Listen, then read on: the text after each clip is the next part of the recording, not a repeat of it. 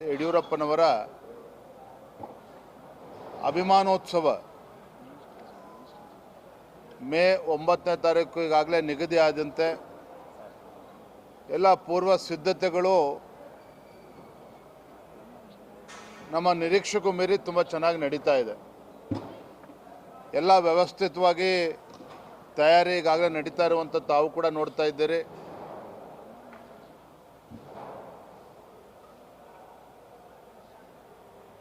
ಮಾನ್ಯ ಯಡಿಯೂರಪ್ಪನವರ ಈ ಅಭಿಮಾನೋತ್ಸವ ಕಾರ್ಯಕ್ರಮಕ್ಕೆ ರಾಜ್ಯದ ಮೂಲೆ ಮೂಲೆಗಳಿಂದ 10 ಲಕ್ಷಕ್ಕೂ ಹೆಚ್ಚು ಅಭಿಮಾನಿಗಳು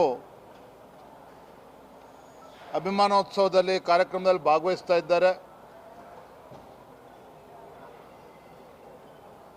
1000ಕ್ಕೂ ಹೆಚ್ಚು ನಾಡಿನ ವಿವಿಧ ಸಮಾಜದ ಮಠಾಧೀಶರು ಕೂಡ ಸ್ವಾಮೀಜಿಗಳು ಕೂಡ ಭಾಗವಹಿಸ್ತಾ ಇದ್ದಾರೆ. ಮಾನ್ಯ ಗೃಹ ಸಚಿವರು ಅಮಿತ್ ಶಾಜಿಯವರು ಕೂಡ ಈ ಕಾರ್ಯಕ್ರಮದಲ್ಲಿ ಭಾಗವಹಿಸ್ತಾ ಇದ್ದಾರೆ. ಭಾಳ ಪ್ರಮುಖವಾಗಿ ತಮ್ಮ ಗಮನಕ್ಕೆ ತರಬೇಕಾಗಿರುವಂಥ ವಿಚಾರ ಅಂತ ಹೇಳಿದ್ರೆ, ನಾವು ಎಲ್ಲವೂ ಕೂಡ ವ್ಯವಸ್ಥೆ ಈಗಾಗಲೇ ಮಾಡಲಾಗಿದೆ. ಸುಮಾರು 10,000 ಬಸ್ಗಳನ್ನು ಅಂದರೆ ಎಲ್ಲ ಜಿಲ್ಲೆಗಳ ಬೇರೆ ಬೇರೆ ತಾಲೂಕಿನಿಂದ ಅಭಿಮಾನಿಗಳು ಬರೋದಕ್ಕೆ 10,000 ಬಸ್ಗಳನ್ನು ಈಗಾಗಲೇ ಬುಕ್ಕಿಂಗ್ ಮಾಡಲಾಗಿದೆ.